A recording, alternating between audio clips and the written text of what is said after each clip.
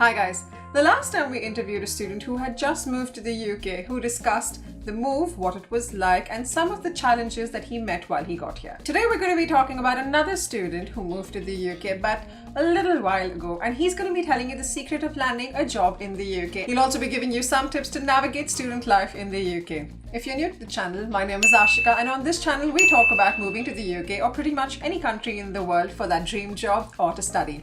With that, let's dive in. Okay, so we have our second student with us today who is hopefully going to give you a lot of insights on studying in the UK, and I will let him introduce himself. Yeah, I'm Hari. Currently, I'm working as a merchandising assistant in Harrods. I did my master's in fashion buying and merchandising at Manchester Metropolitan University. To be honest, everyone will think like if you're doing a master's, it should be in tech field or anything like a fancy course in architect or something like that.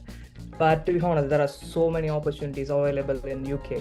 For example, I did fashion and some of my friends did cinematography and some of them did animation. There are lots of opportunities and there are so many job vacancies also. You won't believe. That's really nice to hear. Tell me this, when did you complete your studies for the others who don't have the same background about you as I do? I completed my master's by October 2022. So it's just been a year. But while doing my master's, I started my part-time as buying assistant in Traces Group. So for me, both part-time and studies was really good. Like it was really smooth and I learned so much from my studies and my work. What were some of the challenges that you faced when you moved to the UK or when you started living here? And how did you overcome them? So my first challenge will be, my first challenge is literally like settling into my student accommodation. Okay. And I'm buying essential things. After that, starting my course and meeting all my classmates. I feel, but my toughest part was getting settled into the university, because it was really different from when I was in India and here in UK, because they follow different curriculums and the class environment is completely different. Then my second challenge is getting settled into my student accommodation. It's not like India, like it's most of them are shared accommodation. To be honest, I wasn't know who are my roommates until I met them here. So I was pretty worried, but they're fine. They're really fine. They value the personal space. Now, before we move on, I think it's really obvious that good university accommodation is really difficult to come by and can be really expensive as well. So a really good solution there is to actually book your student accommodation before you even get to the UK, so you don't end up in this entire mess. And one really good place that you can consider looking at is Amber. It's a great website that lists out properties across the UK. The listings are verified, so you don't have to worry about getting conned. There's expert one-on-one assistance if you have any questions, and a price match guarantee, which basically means if you see a property listed for lower anywhere else, Amber will match the lower price, which is great if you ask me. And the rooms are pretty cool too, so avoid yourself the hassle of having to look for accommodation after you get here by booking your accommodation in advance. And before I go ahead, don't forget to hit that subscribe button if you haven't already, and click on the bell icon for notifications. And when did your course start, like in which month, and when did you book your accommodation? Like how much earlier did you book it? My course started at September 2021. I started to look my accommodation 3 months before my course starting date, because I want to make sure everything is ready for me to start my course without any issues. Yeah, I don't blame you. I see a lot of articles where people mention that there's absolutely no student accommodation available, and a lot of people are sharing rooms with 5, 6 other people right now. That's true.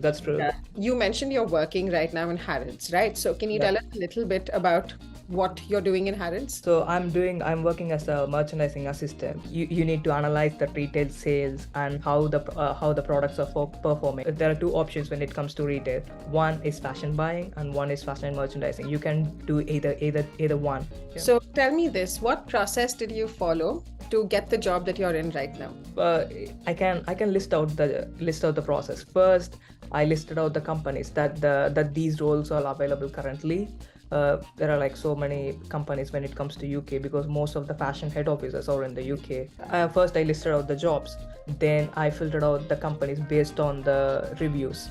After that, again, I started to look for the roles or they're available in LinkedIn. Actually, I use LinkedIn. Then I subscribed for their LinkedIn pages. I created a job alert. Then once I applied before applying for the job, I just personalize my CV. Like I need to make sure that my CV got enough keywords, that the keywords are matching to the job description. Once I applied for it, if my CV got selected, here everyone follows ATS system. It will scan your CV and it will rate it out. Then it will be sent to the hiring manager. Then they will physically review your CV. If they like your CV, then they will call you for the normal scanning or screening, something like that. Like it's just a telephonic call. They will ask some general questions and what you really did and why you are interested for this role. Once they are happy with that, they will call you for the assessment center, or they will proceed to arrange for an interview with the actual hiring teams. For example, for my merchandising role in Harrods, I did assessment center after the telephonic call with the hiring manager. The assessment center is like they will be asking so many questions, and you will be having like a interview session, group interview, then group assignment or group task.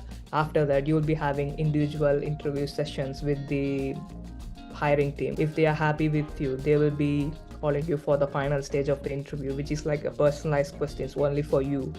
If you got selected in the final stage, you are literally got hired. They will send out you a offer letter. Then that's it. You just need to start your induction dates. And how long did this process take? It took me 2 months, nearly 2 months. When it comes to looking for a job, because a lot of students like you come to study and they ideally want a job in the UK where they can translate all of that they've learned, right? So what advice do you have for any students who are now looking for jobs, or who are just starting out, and eventually maybe in a year or two start looking for jobs in the UK? So first thing, make sure that you are absolutely ready for stepping into the industry. Just make some short courses. Just learn how the industry works. Once you feel that confidence in you, you can start to look out for the jobs. Right now, the job environment is really tough in the fashion industry because lots of redundancies are rolling out because of the pre-pandemic situation in the business. Still, like for example, Harrods, they are hiring new people. You need to make sure you just need to read the reports about the business. So you need to make sure that the companies you are applying is really reliable for you, and are they really doing well in the market. Or your job is safe for you if you get the job. And you check LinkedIn, and were there any other job sites that you checked? Yeah, I always use LinkedIn to check out for the jobs. Then there is another portal called Fashion Worky for the fashion jobs. You can contact the agencies, like hiring agencies. They're really helpful. If you make connections in LinkedIn, you can find more people like mutual connections, and then you can randomly see out the feeds in the LinkedIn, like who are the hiring team and who are the hiring agencies. Okay. Thank you so much for your time. Thank you for helping us. I hope a lot of students, because there are lots of students who write about fashion jobs, and I don't have too much of experience looking for such jobs. So it's so great that I managed to interview you today, because I think everything you've said today is going to be really helpful for anyone who's looking for a job in fashion or merchandising. So thank you so much for your time. It's all right, Ashika. Okay, that's a wrap. It was filled with some really great information, which I hope you put to good use. And here's the thing, if you want to know what you can expect from student life once you move to the UK, I highly recommend you watch this video.